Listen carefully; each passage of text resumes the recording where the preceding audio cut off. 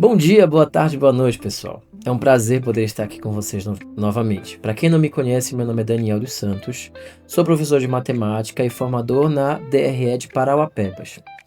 Bem, eu venho aqui juntamente com os meus colegas do grupo de formação para a gente poder desenvolver com vocês uma análise do caderno de implementação de aprofundamento diária, os conhecidos IFAs, só que no nosso caso, são os IFAs da área de matemática.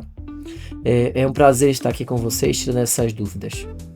Após um momento de estudo dos cadernos, nós conseguimos detectar os elementos que mais importam na aplicação dos professores. Sabemos que esses cadernos podem estar trazendo muitas dúvidas a todos os colegas e por isso achamos interessante trazer esse vídeo explicativo, fazendo uma pequena análise de como é que deve ser implementado esse caderno no desenvolvimento dos IFAs. Então a gente vai citar com vocês aqui, ponto a ponto, os elementos principais da implementação desses cadernos e dos projetos de aprofundamento, tá? Vamos lá. Legal, pessoal. Então a gente vai falar aqui um pouquinho da implementação do aprofundamento diário de matemática, o IFA de matemática. Primeiramente, os objetivos. O objetivo desse nosso vídeo é orientar os professores da rede estadual do Pará para o planejamento das suas atividades, né, a execução das unidades curriculares de aprofundamento. O foco garantir a justiça curricular em todo o território paraense, respeitando as diversidades locais. Essa questão de garantir o currículo para todos os alunos do território paraense tem a ver com a ideia da BNCC do ensino integral ao estudante. Então, o IFA vem para fazer essa complementação do ensino integral ao estudante, né? O que é o aprofundamento de área? Ele é a parte flexível do currículo. Ele é composto por unidades curriculares. Ele é feito por aprofundamento de aprendizagem, no nosso caso aqui do estado do Pará, e ele atende às demandas do estudante e do contexto local. A gente vai entender melhor essa questão da demanda do estudante e do contexto local, tá? O aprofundamento de áreas de matemática, ele promove a interdisciplinaridade e contextualização, ele promove a educação para a sustentabilidade e ele promove o respeito à diversidade da Amazônia. Então, ele vem atender a diversidade do currículo amazônico e as necessidades diversas que nós temos no nosso território, tá? Por isso que ele é trabalhado por projetos, ele não é trabalhado por apresentação da FGB. Ele é uma complementação da FGB. O IFA de matemática ele é composto por 3 unidades curriculares: o aprofundamento de área da própria matemática, o aprofundamento de área de língua portuguesa, de linguagens, no caso, não exatamente de língua portuguesa, mas da área de linguagens, e o aprofundamento de educação ambiental, sustentabilidade e clima. Dos IFAs que nós temos presentes no nosso currículo, o IFA de matemática é o único que é composto por apenas 3 unidades curriculares. O que é o aprofundamento de área? Bom, ele vai ser desenvolvido com uma metodologia centrada no desenvolvimento através de projetos integradores. Ele promove o protagonismo juvenil. O estudante deixa de se tornar ouvinte para se tornar pesquisador e produtor de conhecimento. É um desenvolvimento de atividades focado no aluno. O aluno é o principal produtor do conhecimento dentro dos IFAs. O professor se torna, nesse caso, um orientador. Bem, por ter o aluno como protagonista e por ser desenvolvido por projetos, o IFA de matemática é organizado em 2 projetos principais: o de educação financeira e fiscal para o consumo sustentável e o de energia na Amazônia, consumo, impacto e alternativas. Esse IFA, a escolha do projeto que vai ser desenvolvido, ele é feito em acordo, em consonância entre o professor, os alunos e a coordenação. É necessário que haja a participação dos alunos no desenvolvimento dessa escolha.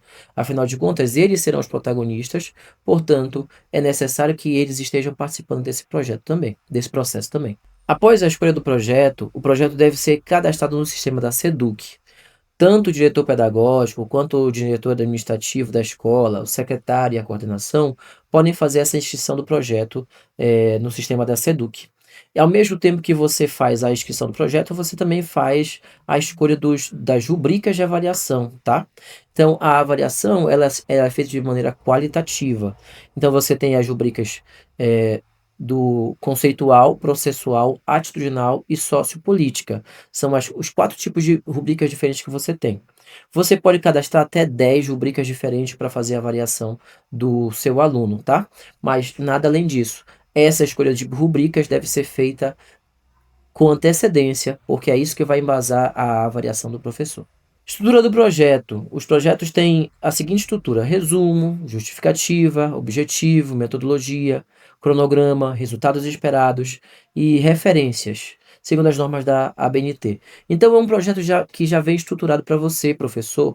Você precisa apenas se apoderar desse processo, fazendo o estudo desses projetos, para poder fazer a escolha do melhor projeto. Ele já vem totalmente montado só para a execução das etapas dele, tá?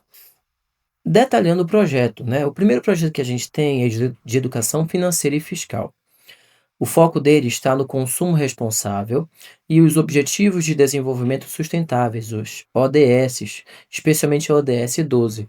Esses objetivos, gente, são os objetivos desenvolvidos pela ONU para o desenvolvimento sustentável do nosso planeta.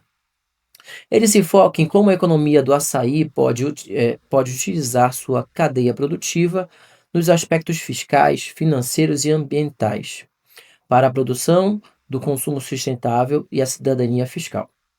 E ele vem no roteiro, um roteiro sugerido, né?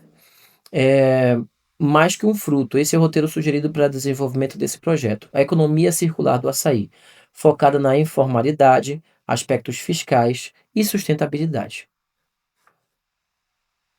Bem, nós temos um passo a passo para o desenvolvimento metodológico desse projeto, né? Ele é dividido no total em 5 etapas. A primeira fase é a fase de observação sistemática. Trata-se de identificar à sua volta o problema do consumo e registrar a realidade que o cerca. Isso é feito pelo aluno, é orientado pelo professor, mas é o aluno que faz esse registro. Justamente porque o projeto integrador ele tem a intenção de que o aluno se torne protagonista e é para responder anseios da sociedade. Então, o aluno precisa conhecer melhor a sociedade no qual está inserido e esse projeto vem para isso. Depois tem a etapa da pesquisa bibliográfica, que trata-se de aprofundar-se na literatura já existente, relacionar essa fase com a observação. Então, ele vai desenvolver pesquisas relacionadas ao assunto e relacionar essas pesquisas com o que ele fez na observação na fase anterior. Depois, ele tem a fase de tratamento e análise dos dados, que são análise dos dados empíricos da fase de observação. O retrato estatístico e também do retrato estatístico presente na investigação bibliográfica. Nessa fase, ele vai fazer a organização das observações feitas na primeira fase e dos dados obtidos na pesquisa bibliográfica. Na fase 4, nós temos os resultados da pesquisa e os resultados esperados na formação do estudante, tanto o que obteve nas observações e o que se espera com que isso melhore a formação do seu estudante. Na última etapa, nós temos o produto da pesquisa, que se trata de construir para a escola um relatório com a consecução da ODS 12, ou seja, falando sobre o consumo responsável sob o olhar da educação financeira e da educação fiscal. Para ajudar ainda mais a execução desse passo a passo metodológico, é disponibilizado ao professor um roteiro com etapas, a descrição exata das etapas que devem ser seguidas pelo professor. Em que período do ano isso deve ser desenvolvido e quantos encontros o professor pode ter para cada uma dessas etapas. Aparece lá em 4 fases, mas essas 4 fases são desenvolvidas em 10 etapas. Portanto, o que o professor precisa fazer, o que você precisa fazer, professor, é se apoderar dessas etapas, direcionando em que datas específicas cada uma dessas fases, cada uma dessas etapas vai ser desenvolvida. E assim você vai poder construir o seu roteiro de execução. Lá no apêndice 2, você tem a sugestão dos roteiros. Quantos encontros são necessários para cada uma das etapas que foram citadas na fase anterior, né? E a avaliação? Bom, a avaliação aqui, ela é um modelo individual, contínuo e cumulativo. O foco principal está na avaliação qualitativa e não na avaliação quantitativa. E o lançamento de notas é feito por conceitos, tá? E não de notas de 0 a 10, mas conceitos de A, B, C e D. E esses conceitos são baseados justamente nas rubricas que o professor selecionou na hora de fazer o cadastramento do seu projeto. O trabalho nos IFA, gente, não está de maneira nenhuma desconectado do trabalho da FGB. Pelo contrário, no IFA você vai fazer um desenvolvimento, uma aplicação daquilo que você vem desenvolvendo na FGB com o seu aluno, né? E eu cito aqui alguns descritores focais que são desenvolvidos nesses processos e no desenvolvimento do IFA. São descritores, são objetos de conhecimento da matemática que você vai precisar trabalhar com o seu aluno durante os seus encontros. Afinal de contas, para que eles façam o melhor entendimento das pesquisas que eles fizeram, para que eles façam o melhor arranjo dos dados que eles obtiveram, ou até mesmo que eles façam a construção de modelos matemáticos, é necessário que você faça uma intervenção com eles. Então, deve ser previsto também no desenvolvimento do projeto essas intervenções de conhecimento com os seus alunos. Aqui estão citados alguns descritores, alguns objetos da matemática que podem ser utilizados, que podem ser alcançados no desenvolvimento desse projeto, né? E o projeto 2? Projeto 2, Energia na Amazônia. O foco nesse projeto está em investigar a matriz energética paraense, impacto das hidrelétricas, como a de Belo Monte de Tucuruí, e alternativas renováveis, como a energia solar, o biogás e a biomassa.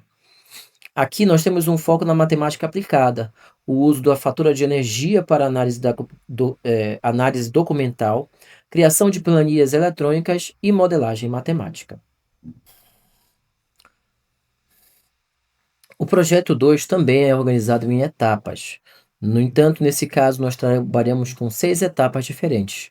A contextualização e a sensibilização, né, no qual é apresentado para o aluno. A primeira fase do projeto será o levantamento dos conhecimentos prévios acerca do tema. Então, é a sensibilização dele para esse tema específico. Depois, nós passamos à análise documental, análise da fatura de energia elétrica e debates a esse respeito.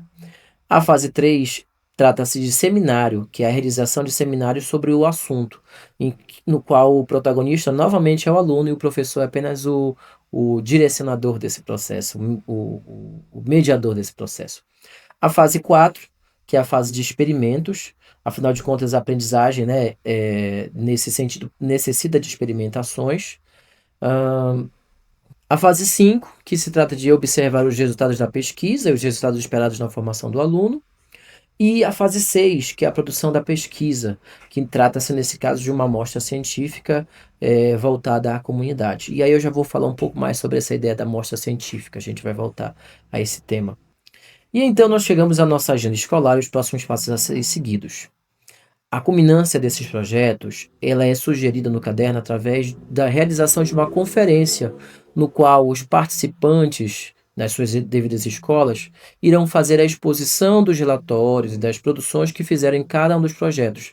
Seria um evento intra-DRE, envolvendo todas as escolas da nossa rede. Esse projeto, esse evento intra-DRE ainda está sendo pensado por nós, e assim que nós tivermos ele totalmente concluído, totalmente organizado, discutido com os gestores, logicamente, né, a gente vai fazer a apresentação para os demais colegas da rede, os demais professores que estão executando esses projetos, tá? Agora, a ação imediata que o professor precisa fazer é a escolha do projeto integrador, que vai ser executado, e o cadastramento dele no SIGEP e das rubricas também com os seus alunos, tá? Bem, pessoal, essa foi a apresentação do IFA de Matemática, do caderno de implementações e dos 2 projetos que nós temos nesse processo. As etapas que foram apresentadas aqui, elas são bem mais detalhadas do caderno. Então, uma das primeiras coisas que o professor precisa fazer é se apoderar o mais brevemente dessas informações e organizar a sua rotina de aplicação. Um bom trabalho para todos nós e qualquer dúvida que vocês tenham, nós estamos aqui à disposição para ajudá-los. Até a próxima!